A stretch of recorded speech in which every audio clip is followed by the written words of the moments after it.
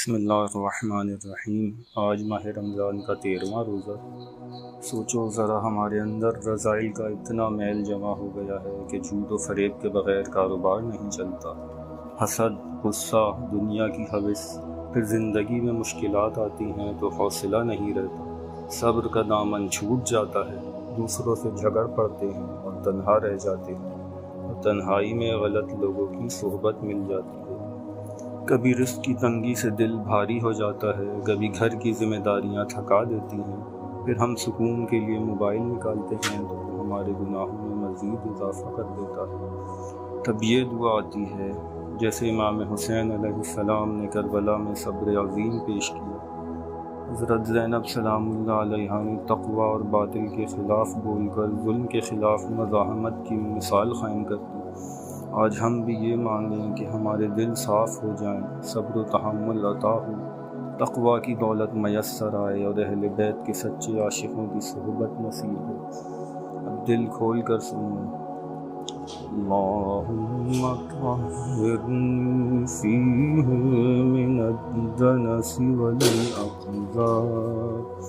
اے اللہ، آج مجھے میل کچیل و نجاست سے پاک کر۔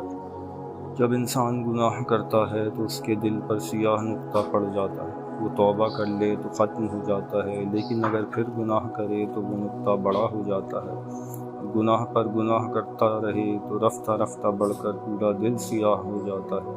اس کے بعد اس قلب پر انوار الہیہ کی تجلی نہیں ہوتی، اسے حق سمجھ نہیں آتا، نیکی دکھائی نہیں دیتی، پھر وہ گناہوں کا عادی ہو جاتا ہے۔ گناہ اچھا جبکہ نیکی کرنا برا لگنے لگتا ہے۔ دل کی نجاسات، حسد، کینہ، حرام کی طرف رغبت وغیرہ سے یا اللہ ہمارے قلوب کو ہماری خطاؤں اور ہمارے گناہوں کی نجاست سے پاک کر دے۔ وَصَبِّرْنِی فِیہ عَلَىٰ کَائِنَاتِ الْأَقْدَارِ۔ مجھے مقدر کی مشکلات پر صبر عطا فرما، مجھے اس بات کا ادراک کرا دے کہ یہ دنیا دار امتحان ہے، مشکلات و مصائب اس کا لازمہ ہے۔ جس قدر مومن کے ایمان میں اضافہ ہوتا جاتا ہے، اسی قدر اس کا امتحان سخت ہوتا رہتا ہے۔